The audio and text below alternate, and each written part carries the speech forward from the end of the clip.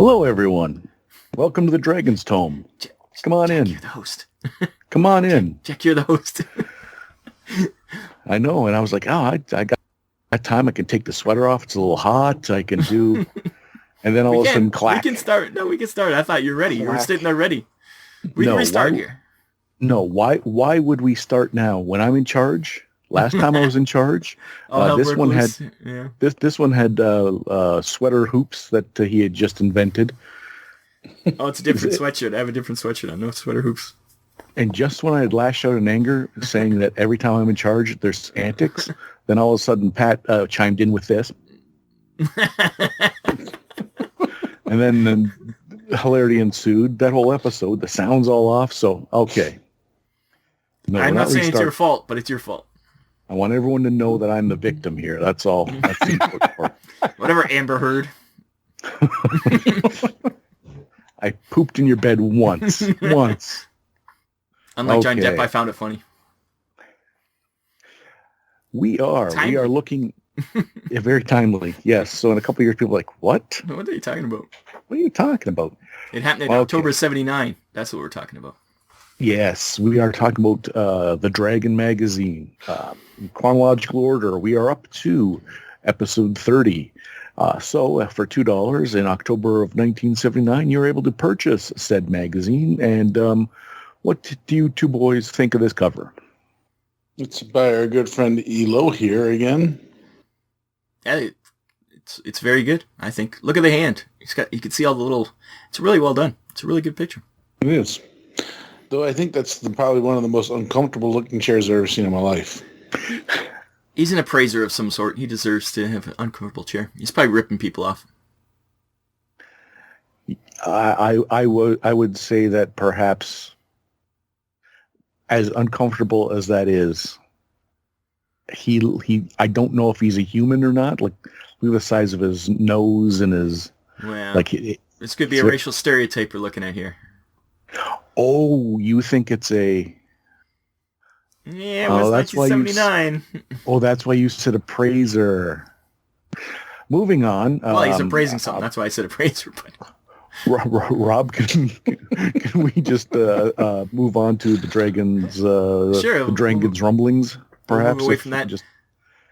Yes, which I didn't even see. Yeah, well, that's good. That's a good sign, Jack. That means you're not racist. That is true. Never even occurred to you.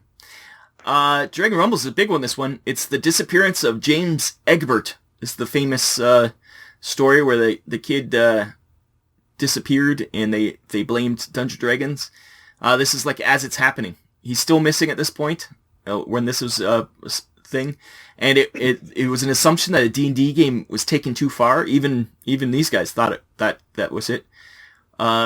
And I guess the editor met James, and he subscribed to Dragon Magazine, and he went to all, like, Gen Con and stuff. Like, he was into the everything.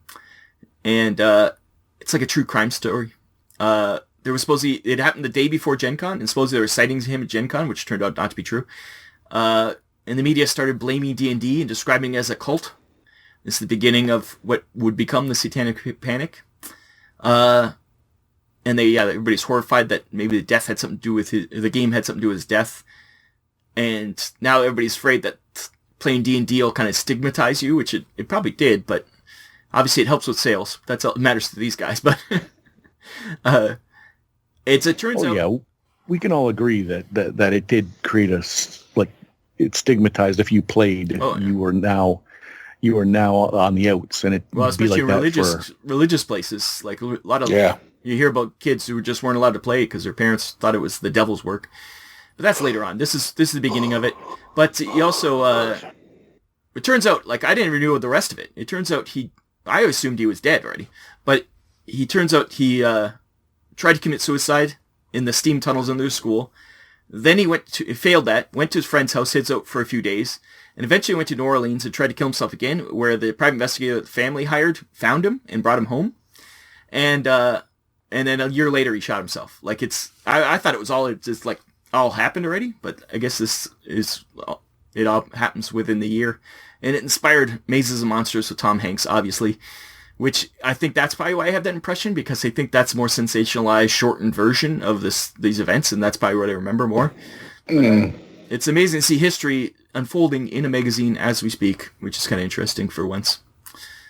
Yeah. Do you guys remember any of this stuff? Barely. Yeah, a little bit, because I know Mazes and Monsters was pretty iconic. Not even because no one knew who Tom Hanks was at the time, but That was like one of his first roles. If I remember correctly, like he meets a beholder or something in the movie, and it's ambiguous. That it's basically a kind of like a cut and dry end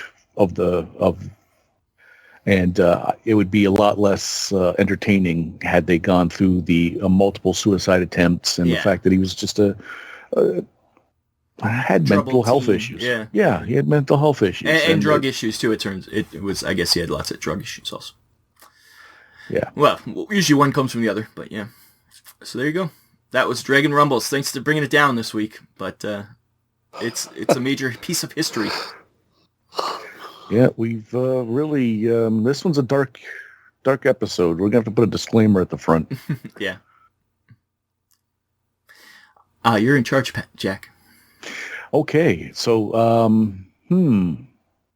I guess that means Patrick. Oh, me? Who, me? What is your first article that My you want to first send everyone article is going to be on page 9. Nine. Page 9. Beomund's Tiny Hut. Huh? Okay. That's not page 9. Well, it isn't. Oh, it is. Yeah, okay. Page 9 of the PDF. I was looking at the vampire thing. That is it. Oh, what's it got to do with tiny huts? That's the name of the article. Yeah. Oh, is it? I was so That's the name of the segment. I thought the segment was called Good Evening. No, welcome to Beomund's Tiny Hut. That's the segment. That's the article's name? Like the...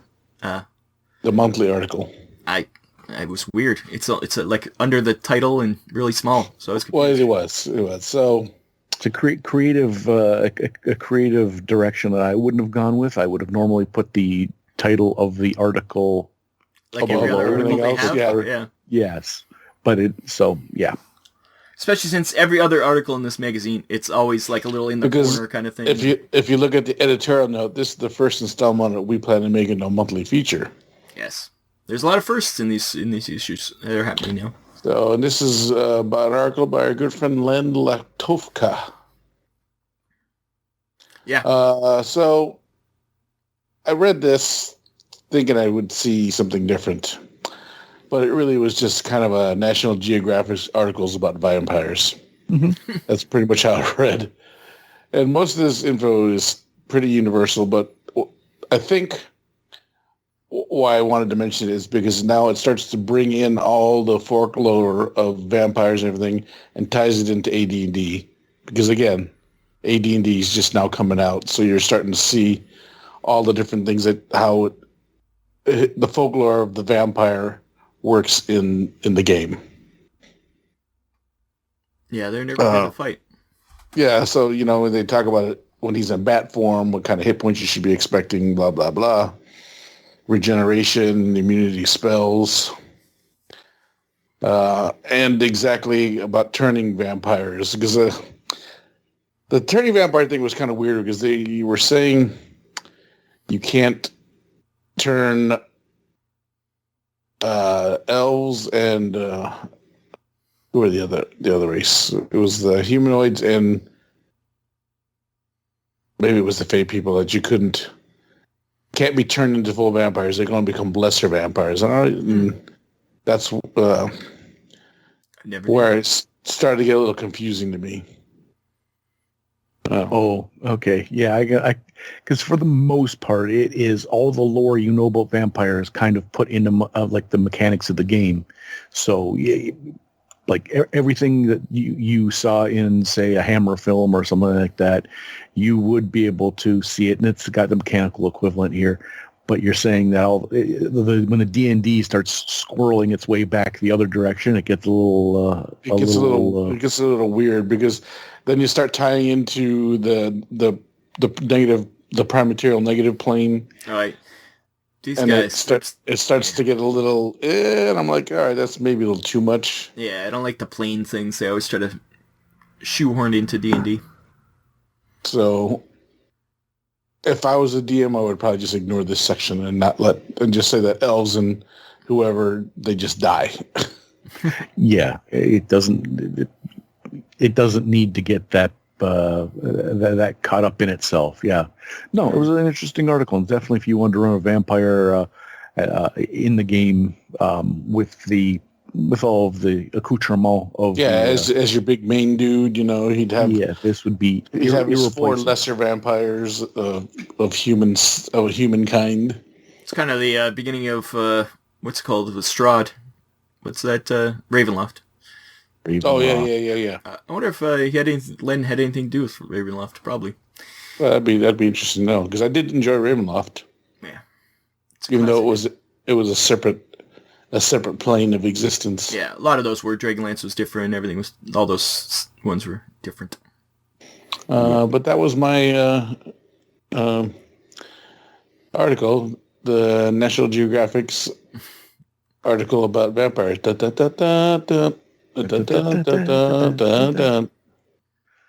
Yes. And yes, with the requisite picture of native women topless up in the top left-hand corner. So we're going to go to... You should have saw me furiously scrolling trying to find that picture. A pygmy. So for my first article, we're going to go page 30 of the PDF. Gee, jumping right in. Page 30. Now this is the second half of the out on the limb. Out on the limb, but we're going to look at the pain and pleasure article in particular. It's about Cenobites, and I really thought that was no, it's not. Clive Barker was probably in high school at the time. No, it is. Oh, it's interesting in that this person here has noticed that there's 3 whole books that have to be purchased, and he's like, this is too much. And with the changes for D&D, that he's got this idea that he's going to give to TSR. And now we're just going to go in here. We're going to jump down to the middle where it says, I have an idea to help solve this problem. The problem I just, too long didn't read it. The one thing I think would benefit the average D&D, the idea is a loose leaf supplements. Mm-hmm. As I see, the original purchase would be a hard-covered 3-ring notebook. This sounds familiar. With perhaps yes, it does. With a D&D insignia on the outside. Inside would have 3 dividers with 3 books plus... there. I can almost see it.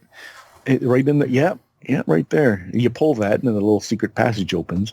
So we go down that you could plug in different things and use different things at the discretion. He says about the advantages. All the materials would be able to be on hand, and for TSR, it would be cheap to produce. Any changes you made, you could send a manila envelope at just for the price of a postage stamp. That's and then okay, so he's just basically invented the Monster Manuals, Monsters Compendium, Compendium from what, 1998, 96. I don't think it's that late. No, somewhere in there, but 92.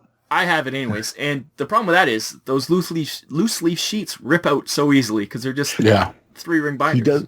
He does mention that in the article. I did skip it over where he says the struggle would be that you'd have to reinforce the pages. Reinforced. But it's a neat idea because you buy whichever packet you wanted and you added them to the compendium. So this guy is owed money by TSR. Is that what you're saying, Jack? No, because he is shot down, but also they covered their ass. So once Stuart Malone from Maryland had put this, the editor wrote, "Oh, that's an interesting idea. Any rival company had better be licensed or suffer the lawsuits for the copyright infringement." So I think the editor thought that it was a good idea because at the end he says to TSR, look out, rival companies will read this letter, and if you don't do it, they will. So I think the editor thought that rival companies would make their manuals into loose leaf to put in and I don't know if that was supposed to be funny or not, but well, yeah, because I think DC superheroes, I think they were in they had holes in them, so you could put them in binders. But they were like books that had holes in them, so the whole book would go into the binder, which is weird, but they weren't loose leaf. But so Stuart Malone invented the Monstrous Compendium, Wow, and he invented the 3-ring binder, which I think Starfleet Battles did. Did they have it in binders first? It came with 3 holes punched in the rule book, so all you do is cut the binder off, and each module came with a letter divider. Yeah, there you go. So it's already out there. Screw you, Malone. You're just stealing their ideas. Stuart Malone, inventor of the Duotang. Ooh, Duotangs. Okay, well then, that was my. Are we want to reminisce about Duotangs? Nah. No, is that a regional colloquialism? A Duotang? I don't know what a duotang is. No. Okay, so it must be. Okay, well then we'll. What just do you leave call it the at like the soft things that you? Oh, never mind. Wow, Duotang. I'm in charge. Young Robert, what did you have another article to? I do to indeed. peruse? I got lots of articles. I got more articles than you'll ever need. Oh God, no! It was half an hour. These shows are half an hour. I think We're in we've and already out. gone half an hour. This one's on page 4 of the PDF 2 of the book, The Game's the Thing. And it's a guy who's working for DSR now.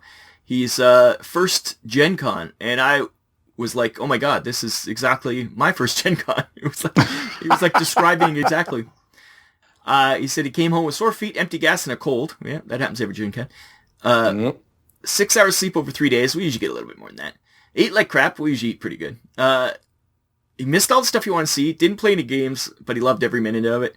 And he was supposed to cover it for Dragon Magazine, as taking lots of pictures, be a journalist. And the first day he showed up, was locked out, so he had to persuade someone to let him in illegally. He got lost. He finally found the Dragon booth, and they immediately just put him to work selling Dragon magazines. And he never got to leave the booth for the whole weekend, pretty much. Yeah. So but he did say he was impressed by the friendliness of everyone, and he had never seen, obviously, so many people playing games ever. And he said the dealer hall was like the largest game store that it was just amazing.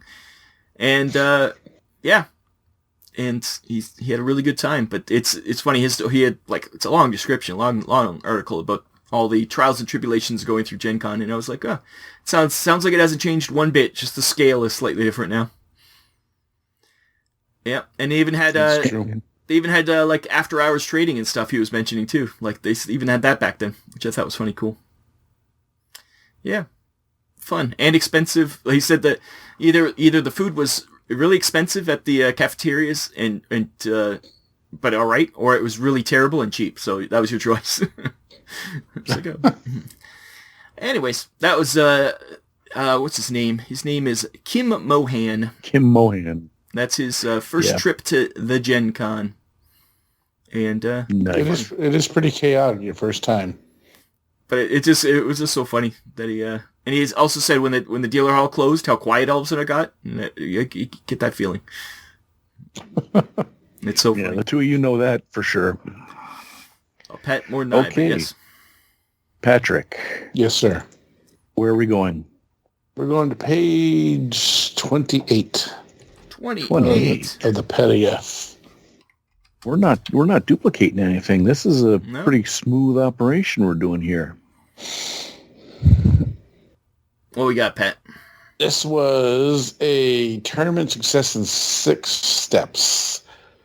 This is basically your cheat sheet on how to be prolific in the cutthroat world of D&D tournaments. I just thought it was funny that someone had written down how to be successful in these D&D tournaments. It just seemed like a lot of common sense to me. Especially the one that says use your magic, because apparently most teams are given magic and they don't use it well. Oh, I don't understand giving magic. What's that mean? They're given spells. Well, yeah, because your characters are pre-generated. So your spells are tailor-made for the adventure, apparently, according to him. And according to him, they're only there just to blow away or bypass obstacles, never give you help in combat. And your third point is you need to have a plan. You can't just run willy-nilly, all Jack Fike style. Just running in, arms akimbo. I have never run like a Muppet before in my life. I am the least likely to run headlong akimbo. And then, so there's that. Because you have to have planning every 20 to 30 minutes in a 4-hour tournament, apparently, according to him. The fourth point, you got to be attentive. You can't be running into these rooms all Pat Lewis style, running around arms akimbo. But also don't waste time. Don't waste time. But don't waste time. Because you only have a 4-hour time limit.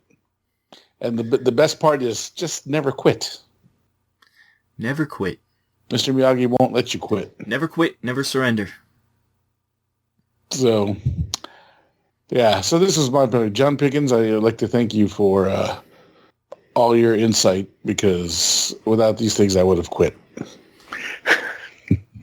So if you, back in the day doing tournaments, if you had this as a little primer, it would help you be more successful in the eyes of Mr. Pickens. Mm-hmm. Okay. Slim Pickens. Well then. I didn't read the editor's note, though. Yeah, he says too late for this season already. Oh, we're in the tournament system. Okay. Yeah. Well.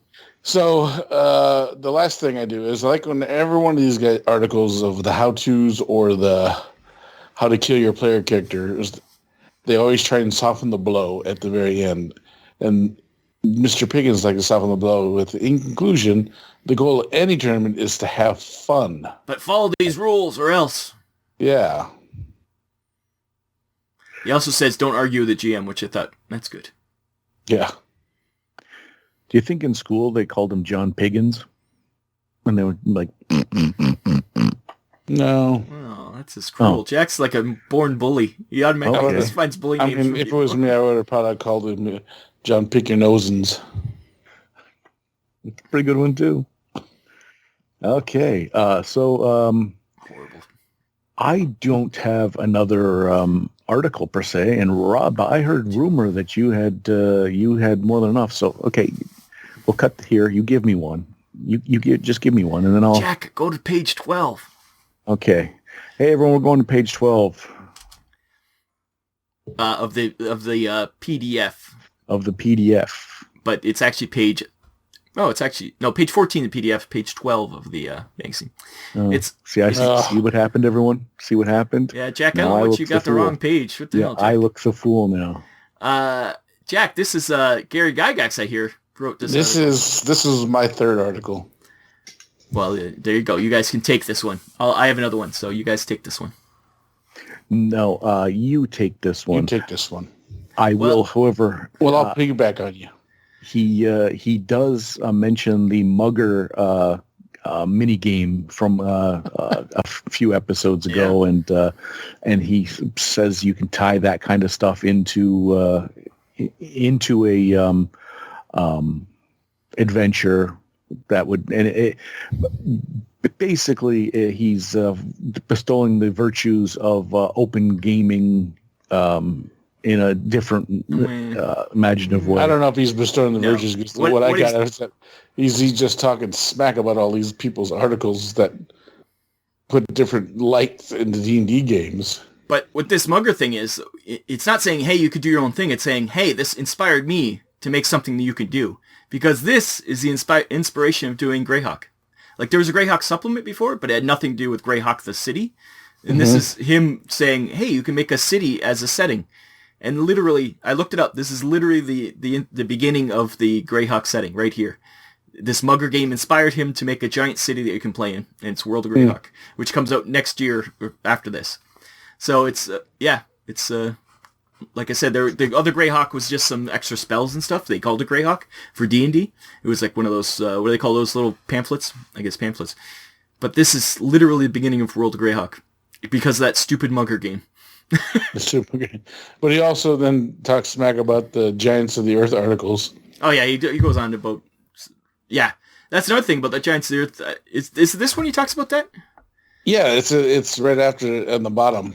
But because he goes in another time talking about those articles, too. That's in another future issue that I talk about that one. He also goes a little crazy in the beginning of this article, which kind of confused me because it's supposed to be new settings for adventures, but then it was a good 7 paragraphs of how the editor and publisher should be separate. Yeah, be separate, but yet I feel like the publisher tells the editor what to do.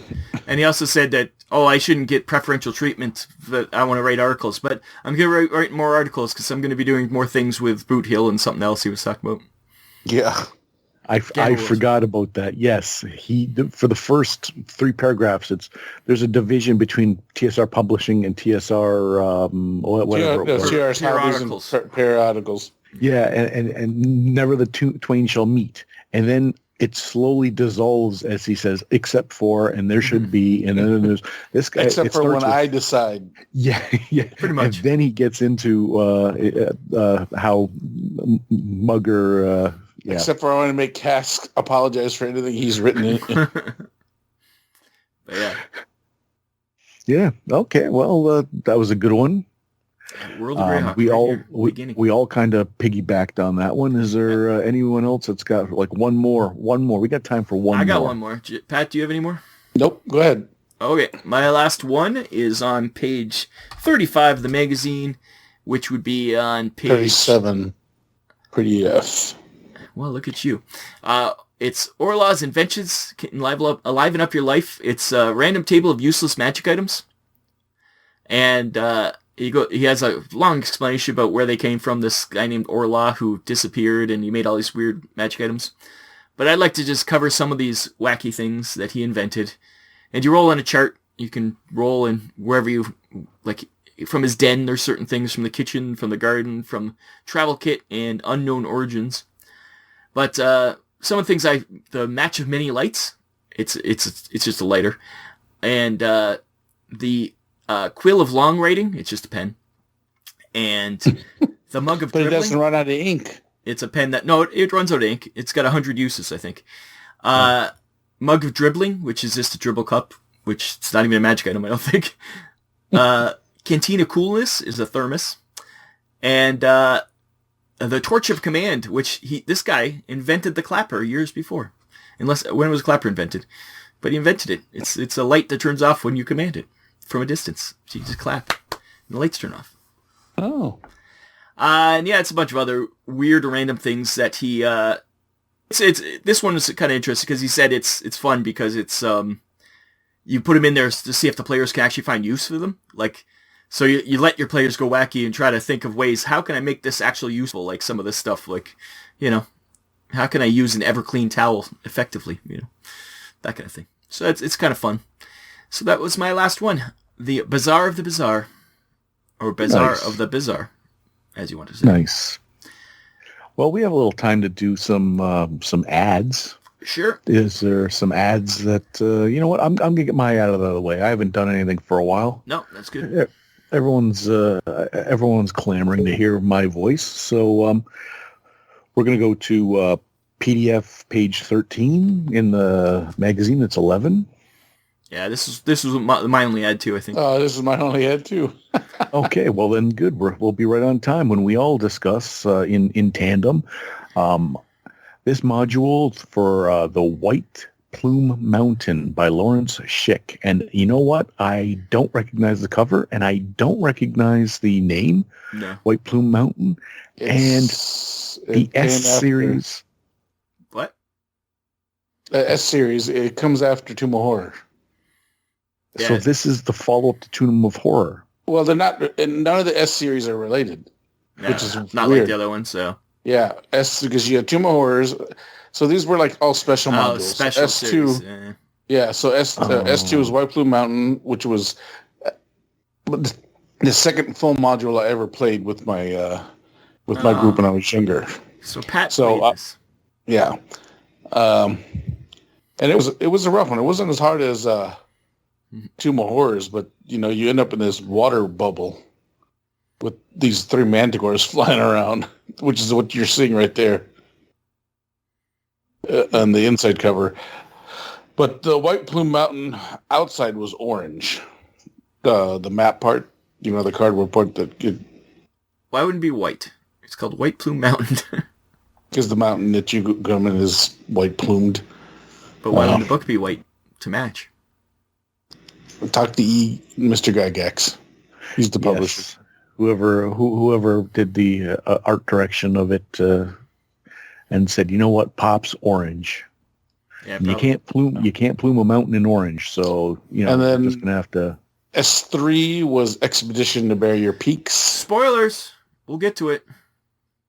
I'm just saying. I'm just naming all the S Spoilers. ones. There's an S4, and I can't remember what the name of that one was. We'll find out probably if they have ads for it. Maybe. I don't think they have ads for every single one. I think we've missed some already. Yeah. But yeah, I always love to see the new modules in the thing, especially with the AD&D logo there. It's the classic AD&D logo. Yeah. It's nice to see. So this is actually a good module. Maybe I'll bring it out, and I'll make you guys run through it. Well, now we know that there's going to be some water. I'm going to buy a ring of water breathing right away. And I'm gonna have a shield that deflects manticore squills. Squills? Squills. Anyways. Okay then. Yeah, that's been another edition of the Dragon's Tome. I think we've done a good job. We've delighted, we've informed, and I think we've titillated. So I think I'm just going to say thank you for joining us. I've been Jack. I've been Chopper. I'm Rob, and we got out without any cataclysm. I think it's still running. I think the recording is actually working. Knock on wood. Yay! Maybe. If you're not seeing this, it never happened. I've been killed by Manticore Squill. I thought he was going to say something worse.